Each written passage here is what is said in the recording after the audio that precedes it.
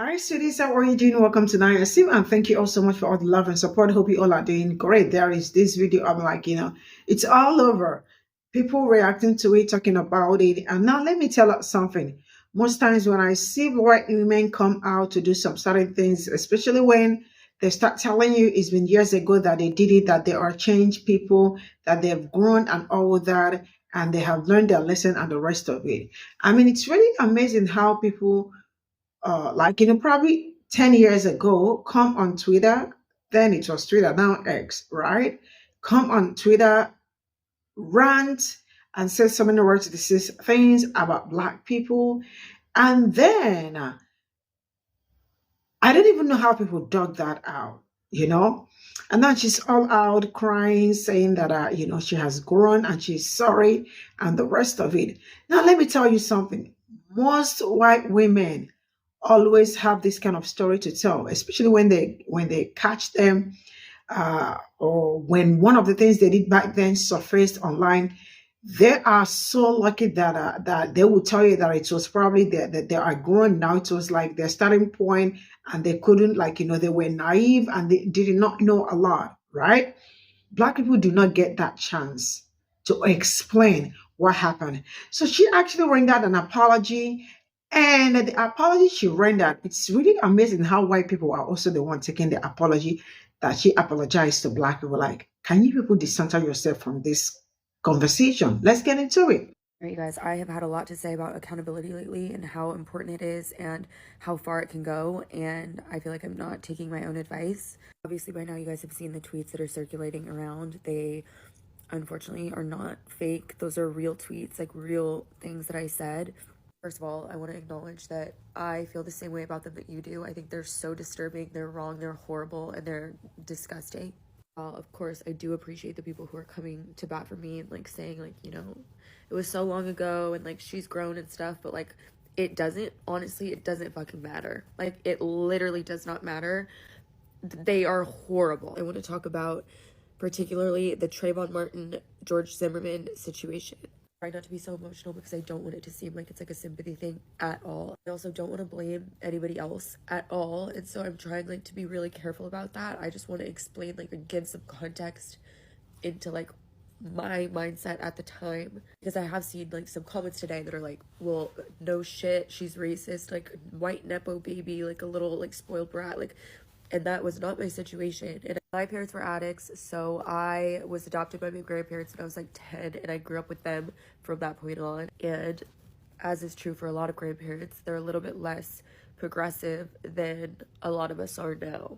And my grandma has dementia, so it was really just like me and my grandpa. And he is a very, very right-wing conservative man, okay? It was like my household was literally just Fox News all the time, Rush Limbaugh, like if you guys know who that is, like playing literally all day long through the house.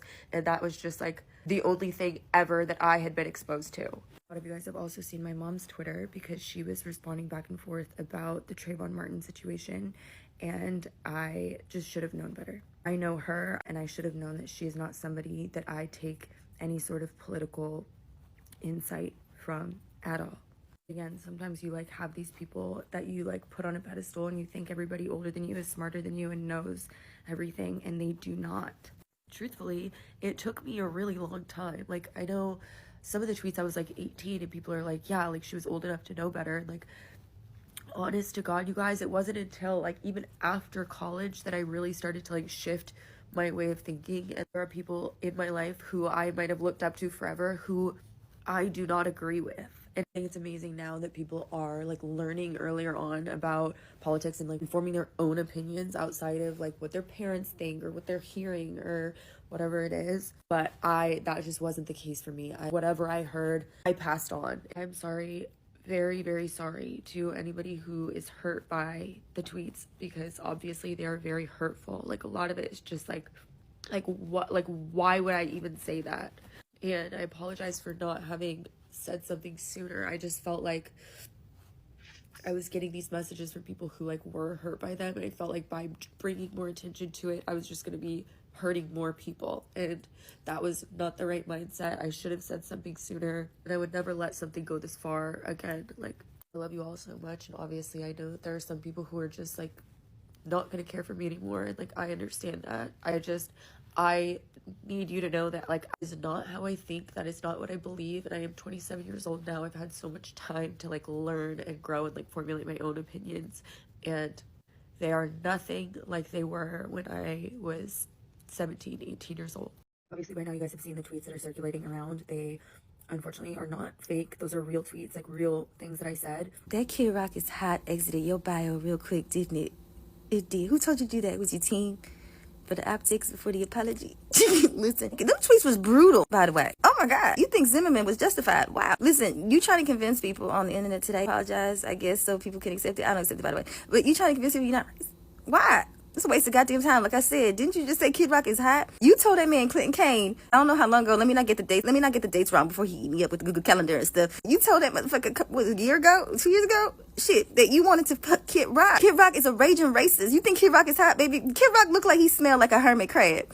Okay, he looked like a peeled crawfish. Kid Rock look like ovulation discharge and well, that been dried out. Okay, he crusty as fuck. There is no way you think he hot. There's something else behind that. Like I said, he's a raging racist. Okay, it's no shock and surprise that 18, 17, even now when you say 28, I don't want to get your age wrong, but it's getting Clinton Kane gonna eat me fuck. I can only suggest that you understand at 28, you still believe some of that shit.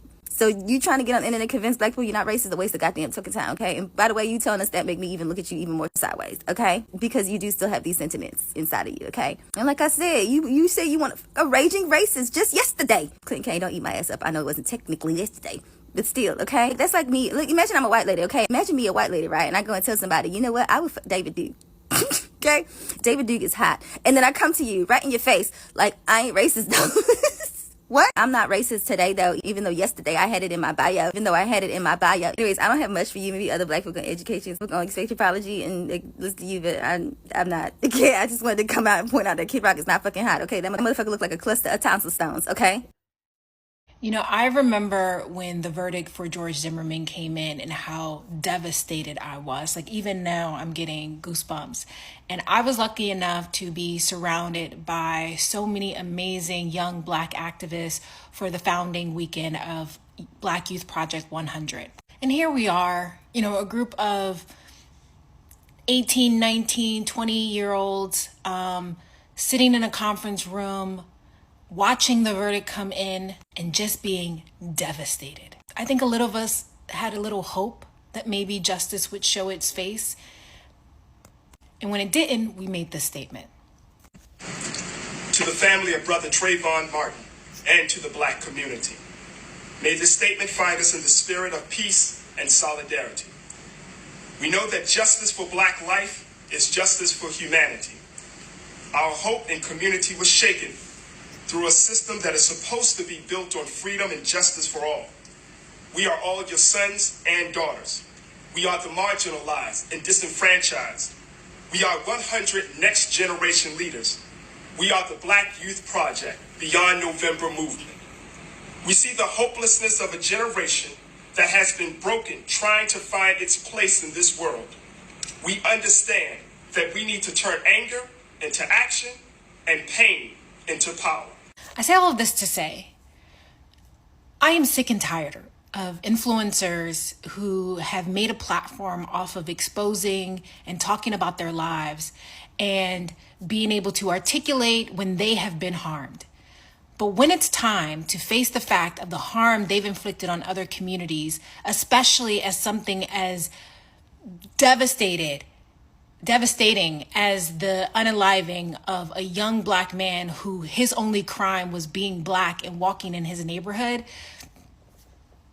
it's extremely frustrating. It's even more frustrating when they give you a half-ass apology, and then everyone in the comments who was not harmed think that they have the right to accept that apology on your behalf, on your community's behalf. So for Brooke, who can make a 30-part, 40-part story time about how toxic her boyfriend is, we're still waiting for our parts. We're still waiting for the multiple parts apologies, not just talking about the tweet you wrote about Trayvon Martin, but also the other tweets that were just disgusting. And I don't care how old you were, I don't care what community you grew up in, for you to take those views and put them online, You knew what you were doing. You knew it. And I refuse to play this game that you didn't. I refuse to play this game and pretend like you were just a victim of your circumstances and had no idea the things that you were saying were harmful. I would rather you say you believe that, you no longer believe that, but stop playing in our. And someone needs to punch you in the face for making that tweet about Trayvon Martin and about black people's hair. Let's really talk about it. I am so sick and tired of influencers, especially these influencers, getting away with racism and past racism at that. And what's so annoying is that I know she sees the comments and she's still having to address this issue. In my opinion, if you made a racist tweet in the past, you should always address it, especially if there's black girls following you and are influenced by your style or whatever the case may be. You should speak on it. At the end of the day, those girls are going to feel some type of way because they're like, well, we actually watch Brooke content or we actually like Brooke content, and the fact that she said this about black people made me feel some type of way. A lot of large creators lack accountability and self-awareness, and that's going to be the biggest downfall.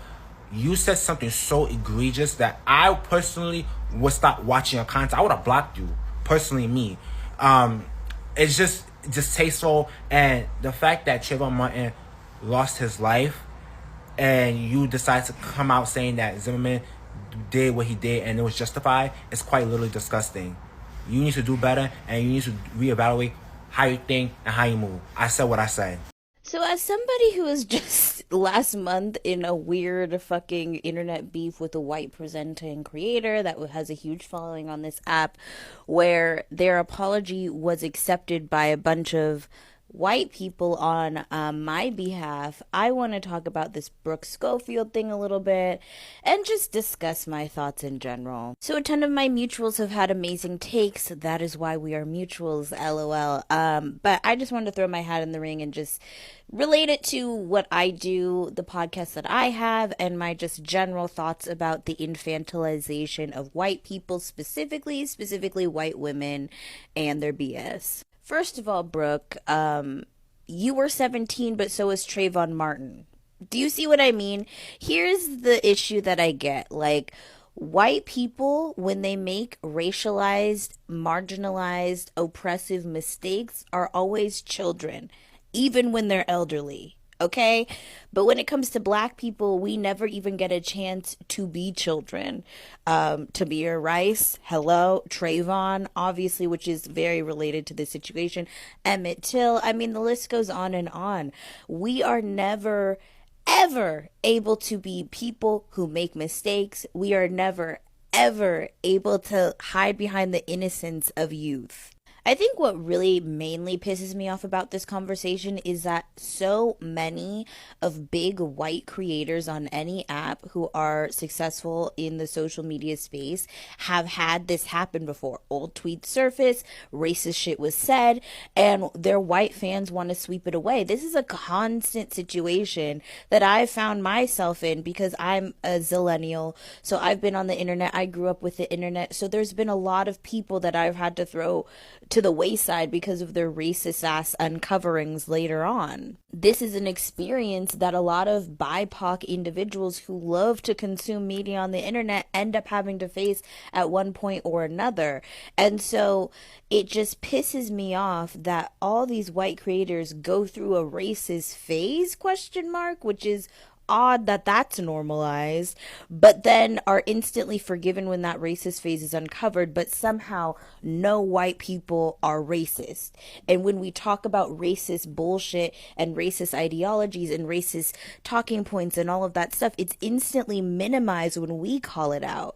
But then your faves all have a racist phase. So who isn't racist? I'm very confused by this. And this is the thing that really angers me because like Toni Morrison said, racism is a fucking distraction. It is so inconvenient. It is so fucking stupid. It is so fucking annoying. Like in my case, racism showed up in the fact that he automatically didn't believe what I was saying because of my appearance. He talked down to me, tried to frame me as some bigoted individual when he exposed himself for being racist. Then, even though I was correct the first time, I had to double back, clarify what I was saying, and then bring the receipts. And then also on top of that, in order for people to truly come to my side, the entire internet on TikTok had to come to my damn defense.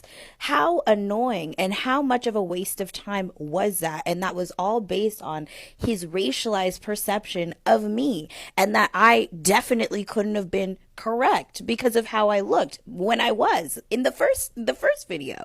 So it's just shit like this that pisses me off, because it's like, at the end of the day, like, these are why conversations never get past the first level. As soon as you even insinuate a white person is racist or is saying racist things using white supremacist talking points, you're automatically demonized, like, instantly. They get to be victimized, and you are demonized for calling it out and ruining the fun because a bunch of people support this creator. And it's such a fucking waste of time, because if we're able to get past that first level of conversation, there's so much deeper, complex conversations that we need to have, but we are never able to get past that first level of just understanding that growing up in a place like this with white supremacist ideologies, as a white person, you're 100% biased. You're 100% racist. And we can never move past that, because you guys get so butthurt by being called that, because you think that just because you had a black friend, or you knew black people in passing, or you live next to a black family, that absolves you from years and years of indoctrination. Now, to wrap it up, because I love to yap. I love me a long ass video. So let me just wrap it up here and just call it a day. This is why, again, I say slavery is a true crime story. And I talked about this in several of my videos, but I'm going to always talk about it because that's the thesis for season 1 of my podcast, Bloodstained. Link in the bio. New episode just dropped 2 days ago. Get into it. Subscribe to the YouTube channel. Boo. Get into it. But slavery is a true crime story, obviously on the basic level of the violence, human trafficking to the tune of millions of people, and just overall destruction and torture of people. But it's also the mental shit that goes with it, which is the ideology and the racial hierarchy that came out of slavery to justify slavery, that we're still constantly fighting against to this day. The reason why Brooke said the thing she did was because she, in her mind, could never believe a 17-year-old black kid, the same age as her, black boy, could be innocent. Okay, she could never believe that. And that's the problem. It's the ideology that allows the violence to continue to marginalize groups of people, and that's why the ideology is a true crime story. And the surrounding the ideology is the censorship of history that's told, is the sanitizing, the complete fabricating of stories that are told when it comes to the suffering of our people. And that's the real reason why a lot of you guys found me in the first place, because I was just simply trying to point that shit out. But of course, racism got in the way, and I had to double back 3 fucking times to make my point clear and stand on business. I think the last thing that I do want to say too is that I made a whole YouTube video about my whole situation that happened last month or whatever. And in that YouTube video, it's very clear as to why I did not accept the person's apology that I was beefing with unnecessarily. And that's because the double down always, exposes how you truly feel. You know what I mean? So if he had come to me on some real genuine shit, the apology would have been forgiven. I wouldn't have ever trusted you, but I would have known that at the very least, you were listening to what people were telling you on the internet, and you thought about it, and you tried to make amends in a genuine way. So when it comes to these big influencer apologies, they always ring hollow to me, because these tweets had been floating around for a long time on Reddit, and she never really publicly addressed them. People were saying she made an anonymous Reddit page to address them in the Reddit community that the tweets were floating around in, but never took the time to address it or take it head on. Probably assumed that apology was enough, when in actuality, they were gonna explode, especially since she got this new attention from her 40,000 part story about her shitty boyfriend. And so at the end of the day, it's like, when these big creators apologize truthfully, it's about making sure their white fans are absolved to be able to, one, continue to defend them senselessly, and two, to continue to be able to support and watch them publicly. Because what happens is those shitty apologies get weaponized against the hurt party, whether it's a community of black people, an individual marginalized person, or whatever, who was hurt by what was said. And then whenever we try to critique or whatever, it's, well, they apologize. So how long is it going to take for them to be forgiven? Like, Jesus, they already apologized. All the shit that you are supposed to do as a human being that's good, if you fuck up, you apologize, always gets weaponized against the marginalized party that is offended by what a big creator says. And it's fucking annoying. That's why in my video I didn't fucking accept none of them apologies, because they were all bullshit. At the end of the day, you guys need to live in the duality that your fave is racist. And I'm not absolving you from that. Just deal with that. If you want to be loud and proud about supporting them, you also have to take with it what that comes with. If you're loud and proud about supporting Brooke, if you're loud and proud about supporting Tana, just know they have violently racist past with their rhetoric. And you have to live in that reality. An apology doesn't absolve them of that shit. Point blank, period. Live in the duality if you want to continue to support these people, but don't look to marginalized communities to just absolve you from you continuing to support racist individuals. Okay, happy Sunday. Mwah. And how far it can go, and I feel like I'm not taking my own advice. Obviously by now you guys have... Let me just say this. When it comes to apologies, the people that should be accepting of the apology in this scenario, in this case, should be the black community. It should not be anybody else. The things that she said in her old tweets were towards black people and the black community as a whole. So if anyone is going to accept the apology, it's going to be us. Number two, I feel like when you give an apology, people have to feel like the sincereness in that apology. Do I think she was sincere in that apology? I'm like 50-50. A part of me feels like, yes, she is sorry and she knows that she was wrong. But another part of me feels like you only apologize because you got caught. Like Rihanna said, don't tell me you're sorry just now because you got caught. Don't say sorry. Say sorry because you're wrong. You know what I'm saying?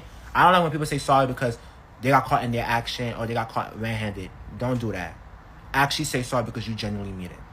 But that's my thoughts on this. Let me know how you guys feel in the comments.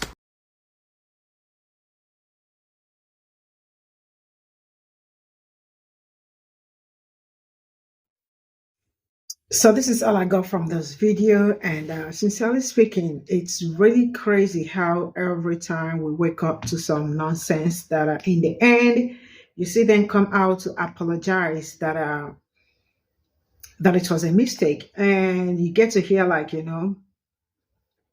white influencers claim to have gone through a period of time where they made mistakes, but black creators never have that excuse. I mean, because how we they? It's always them that have that excuse, we've made, and they all come out to tell you that we've made me. I mean, like in one way or the other, you probably might have made mistake, and you have to learn from your mistake. I have heard so much of these from influencers, right?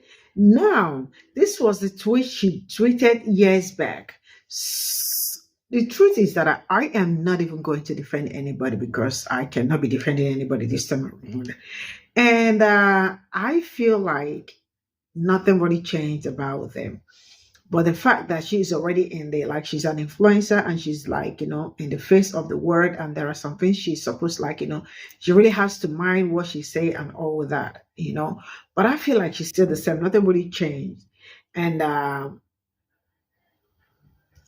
she probably did not mean this apology that she came out to render, because this is tweets that are, if nobody has seen that tweet, sincerely speaking, you would not have known something like this. And some of them are still underground right to the 6th.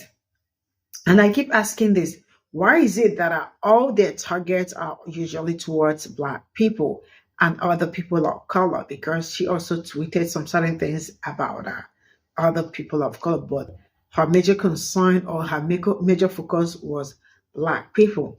And I keep asking, what did Black people do to them that makes them come out every day all the time to, like, say some not good things about us, about Black people, right? And I kind of learned that she has even recently posted inhuman rates to disease crap, regarding Gaza supporters protest. And when you say things like this, you put down one or two, and you can also understand that these people really did not change. She only came out to apologize because she was caught and nothing more than that, right? And she is only scared of losing her influencer. Sorry, yeah, her job, her influencing job, the money she make from there, and the, the fame that comes with it.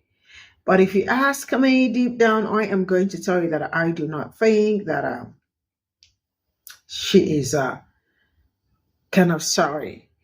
And looking at the comment section, I probably will attach one or two comments so you all can see. She made apology to Black people. How come white people were the ones in the comment section accepting the apology? That is where I have problem. I usually have problem with palm colored people, especially when it comes to that. When one of them do something wrong and decided to come out to put out an apology, you see them in the comment section saying, "All right, it's okay. Sometimes you are just young and naive. You just do not know a lot, and people grow." I am not going to say that people do not grow. But if you have mastered these people very well, you definitely will understand that most of the things they do, that they do it intentionally, or it's something that it's already embedded in them, and they cannot, some of them are cool rate resist. But because they are always in the faces of people, they act all cool, and then go back to what they used to be. I love the fact that things like this keep coming out. At least we get to know the people that are for you, or people that are against you, or people that you need to actually avoid forever and ever. And to all the people in the comment section saying, "Oh, it's okay to make mistake. It's okay to grow. It's okay to understand." Is that your apology? That is one of you all problems. You all will not let people be, because you all want to be the center of all attraction. You all want to be the center of everything happening. Like how, most white, in fact, white women really need to dissent from this conversation, because it is not their conversation. All of them are all in the comment section wilding, and it's not making sense. You all really need to do better, because sometimes you all feel like you are never going to ever, you will never grow up, right? This tweet is something she tweeted years back. But now let me tell you, there is something that I have to say. When I know people change, I know people change. But I am going to say this because most people, right? Most people that you see do something like this do not change. This is something they've been doing. And probably because she was caught, that's why she came out with an apology. What if we did not say it? We probably wouldn't have heard something like this. She would have been still be doing her thing on the ground. You all can do better. See you all in my next video. Bye for now.